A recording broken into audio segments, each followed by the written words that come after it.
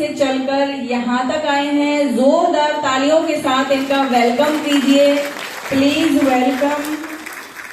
मंच पर विराजमान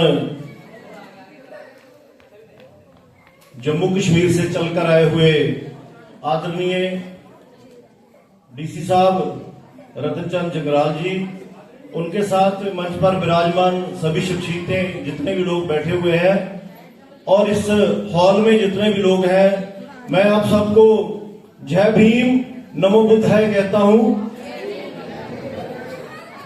साथियों, आज हम एक बहुत ही महत्वपूर्ण प्रोग्राम मनाने के लिए एकत्र हुए हैं, जिसको नाम दिया गया सांस्कृतिक परिवर्तन दिवस। मैं समझता हूं कि मेरे से पहले जो हिमाचल से मेरे भाई आए हैं, उन्होंने जो बात जहां से शुरू की थी कि बाबा साहब अम्बेडकर को जब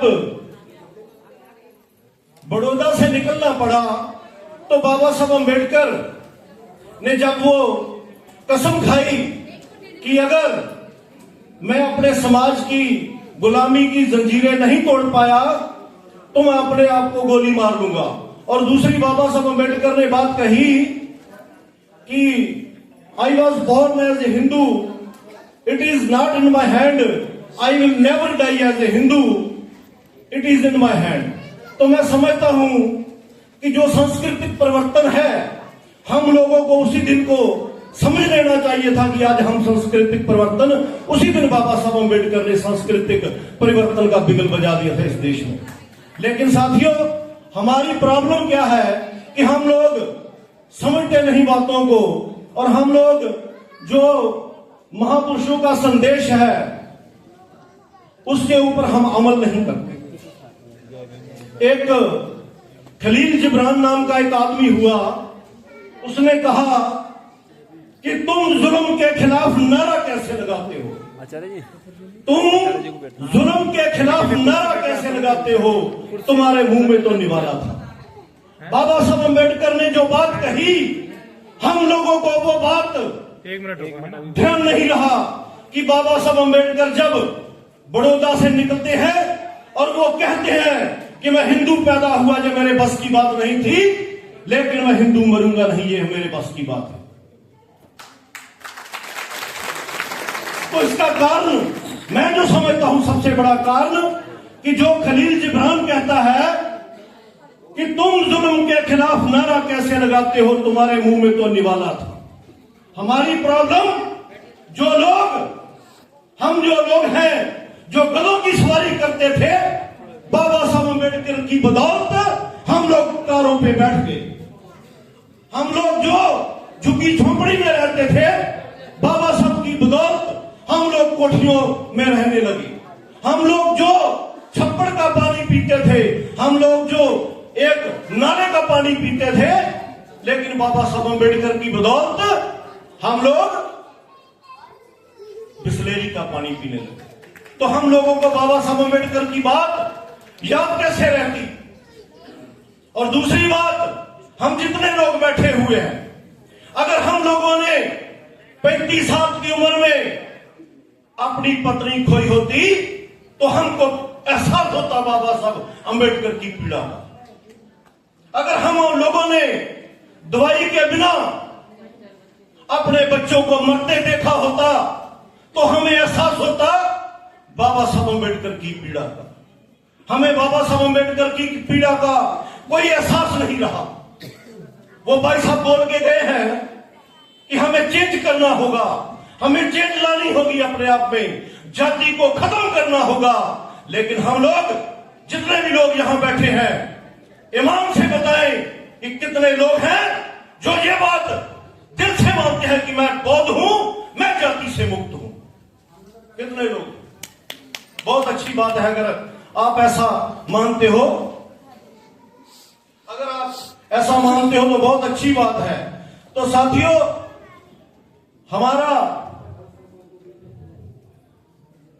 हम लोगों की प्रॉब्लम यह है कि हम उन बाबा साहब अम्बेडकर की बदौलत जो चीजें हमें मिली, उसके एंजॉयमेंट में जो हम लोग हैं बिजी हो गए।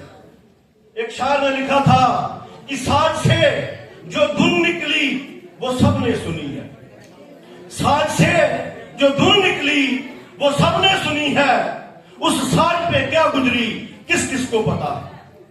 अगर बाबा साहब अम्बेडकर की पीड़ा का हम लोगों को एहसास होता तो हम बाबा साहब अम्बेडकर की वो बात जो बाबा साहब अम्बेडकर ने बड़ौदा में जो महसूस किया उसके बाद कही थी तो शायद इस देश में सांस्कृतिक परिवर्तन हो गया होता। एक महत्वपूर्ण बात की तरफ आप लोगों का ध्यान आकर्षित करना चाहता हूं। गुरु गोलवलकर जो संघ के विचारक पुरुष है और डीसी साहब वो बंच ऑफ थॉट में अपने लोगों को एक बात कहते हैं, कहते दो बातें आपके हाथ से जानी नहीं चाहिए। पहली बात कि सांस्कृतिक वर्चस्व और दूसरी बात कि राजनीतिक सत्ता आप लोगों के हाथ से जानी नहीं चाहिए। साथियों, इन दोनों में से अगर मैं आप लोगों को पूछूं और मुझे भी खुद पता है इन दोनों में से कौन सी चीज हमारे हाथ में है, एक भी चीज हमारे हाथ में नहीं है। उसका कारण क्या है? उसका कारण है कि हम चीजों को डीपली एनालाइज नहीं करते हैं। वो कहते हैं सांस्कृतिक वर्चस्व और राजनीतिक सत्ता हाथ से जानी नहीं चाहिए, और आगे वो कहते हैं कि राजनीतिक सत्ता अगर एक बार हाथ से चली गई तो जाने दीजिए, लेकिन सांस्कृतिक वर्चस्व हाथ से जाना नहीं चाहिए। अगर सांस्कृतिक वर्चस्व आपके हाथ में रहेगा तो राजनीतिक सत्ता बहुत देर आप लोगों से दूर नहीं रह सकती। तो साथियों, अभी हमें यह सोचना है कि बाबा साहब अम्बेडकर ने जो बात कही थी कि अपनी घर की दीवारों पर लिख दो तुम इस देश के शासक हो, तुम इस देश के शासक हो, तो हमें ये दोनों बातें राजनीतिक सत्ता और सांस्कृतिक परिवर्तन जो है इनको पैरेलल चलाना होगा। अगर हम लोग इन बातों को पैरेलल नहीं चलाएंगे तो मैं समझता कि स्थिति हमारी और बद से बदतर होती जाएगी, क्योंकि जब राजनीतिक सत्ता सम्राट अशोक के हाथ में आई तो बुद्ध विहारों का निर्माण हुआ। जब राजनीतिक सत्ता सम्राट अशोक के हाथ में आई तो इस देश में सांस्कृतिक केंद्रों का निर्माण हुआ, बुद्ध विहारों का निर्माण हुआ। तो इसका मतलब क्या है कि राजनीतिक सत्ता के बिना जो है सांस्कृतिक परिवर्तन जो है वो भी संभव नहीं है। तो मेरा कहने का भाव यह है कि दोनों बातों को हम लोगों को पैरेलल चलाना होगा, क्योंकि अगर सम्राट अशोक के हाथ में राजनीतिक सत्ता ना आई होती तो स्थिति क्या होती आप सोचिएगा। अगर महात्मा ज्योतिराव फूले ने छत्रपति शाहू महाराज ने हमें आरक्षण ना दिया होता तो स्थिति क्या होती आप सोचिएगा। और अगर बाबा साहब अम्बेडकर ने आरक्षण की परंपरा को आगे ना बढ़ाया होता तो स्थिति क्या होती आप सोचिएगा। क्योंकि साथियों, सांस्कृतिक परिवर्तन और राजनीतिक सत्ता इन दोनों चीजों को हमें जो है पैरेलल चलाना होगा। और हमारे लोग जो है अपने महापुरुषों की बातों पर यकीन नहीं करते। अगर यकीन करते होते तो हम लोगों को सबसे पहले अपने आप में परिवर्तन लाना होगा, क्योंकि कलिंग के युद्ध में आप देखो कितनी बड़ी घटना है कि अगर आप लोग कुछ जीतते हो, कोई देश अगर दूसरे देश को जीतता है तो क्या करता है? सेलिब्रेशन करता है, उत्सव मनाता है। लेकिन आपका राजा सम्राट अशोक जब कलिंग का युद्ध जीता तो दुनिया में अकेली घटना है कि सम्राट अशोक युद्ध जीतने के बाद बेचैन है। वो मातम मना रहे हैं, जीत का मातम मना रहे हैं। क्यों? क्योंकि उनको एहसास हुआ कि भाई मैंने ये क्या कर दिया, इतना मानवता को खत्म कर दिया मैंने। तो उसी टाइम सम्राट अशोक ने रणभेरी को बंद किया और धमभेरी का आगाज किया। और हम लोगों ने जो भी डेली हमारे साथ कुछ ना कुछ जो हमारे लोगों के साथ होता है, कभी हमारी बहनों के साथ बलात्कार होता है, कभी हम लोगों को पेशाब पिलाया जाता है, लेकिन हम लोग अपने आप को परिवर्तित नहीं कर रहे हैं। तो इसका सबसे बड़ा कारण कि हम अपने महापुरुषों की बातों पर यकीन नहीं करते हैं। साथियों, अगर हम अपने महापुरुषों की बातों पर यकीन करते तो इस देश में हमारी सबसे बड़ी समस्याओं, जितनी भी समस्याएं हैं, उनका हल हो गया होता। क्योंकि अगर आप धर्म के जानकार हैं, अगर अपने इतिहास के जानकार हैं, तो इतिहास की तरफ जरा आंख उठा के देखिए कि सम्राट अशोक जब युद्ध से बेचैन है तो वो कहां जाते हैं? धर्म की शरण जाते हैं। सुनीत की प्रॉब्लम क्या है? उसकी प्रॉब्लम जातिवाद है, लेकिन वो कहां जा रहा है? धर्म की शरण जा रहा है। अमरपाली एक वैश्य है, लेकिन वो उसकी प्रॉब्लम अलग है, और वो कहां जा रही है? वो भी धर्म की शरण जा रही है। और बाबा साहब अम्बेडकर भी कहां जा रहे हैं? बाबा साहब अम्बेडकर भी धर्म की शरण जा रहे हैं। तो इसका कहने का मतलब कि हमारी सभी की जो समस्याएं हैं, उसका सबसे बड़ा जो हल है, जो सबसे बड़ा सलूशन है, वो दम है। आखिरी बात, सिर्फ एक बात कहूंगा, ये जो बच्चे बोल के गए हैं, दमपल संघ जो सबसे बड़ा महत्वपूर्ण कार्य कर रहा है, उसकी आखिरी एक बात करना चाहता हूं। ये जो बच्चा सबसे पहले बोल के गया, उसके तेवर देख के लगता है कि आप लोगों का भविष्य जो है सुरक्षित है। ये बच्चे आपकी आवाज किसी न किसी दिन इस देश की पार्लियामेंट पर उठूंठ हो जाएगी, क्योंकि दमपत संघ जो काम करना चाहिए वो कर रहा है।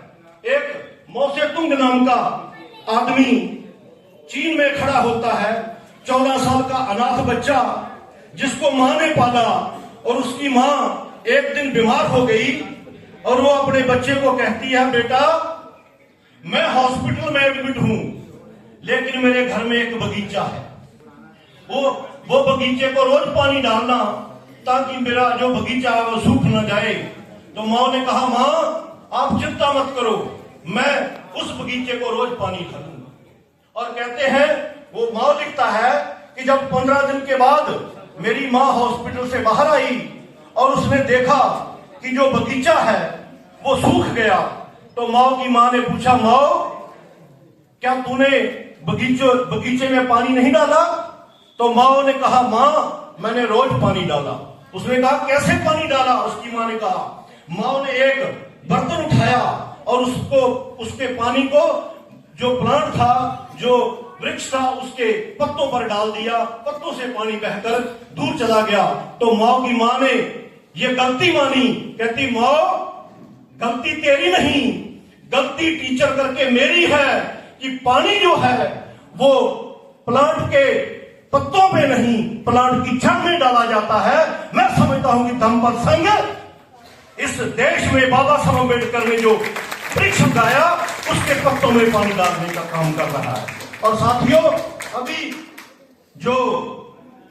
अभी जितने लोग बैठे हैं, अगर आप लोग भी ये प्रण कर ले कि हमने बाबा साहब अम्बेडकर के कारवा को मंजिल तक पहुंचाना है, तो मुझे लगता है हम लोगों की बिगड़ी जो बन सकती है। क्योंकि एक शायर ने लिखा था, कहता, तुमने चाहा नहीं हालात बदल सकते थे, तुमने चाहा नहीं हालात बदल सकते थे, ये मेरी आंख के आंसू उनकी आंख से निकल सकते थे, तुम तो बैठे रहे झील के पानी की तरह, दरिया बनते तो बहुत दूर निकल सकते थे। इन्हीं बातों के साथ मैं आप सबसे रजा चाहूंगा। जय भीम, नमो बुद्धाय।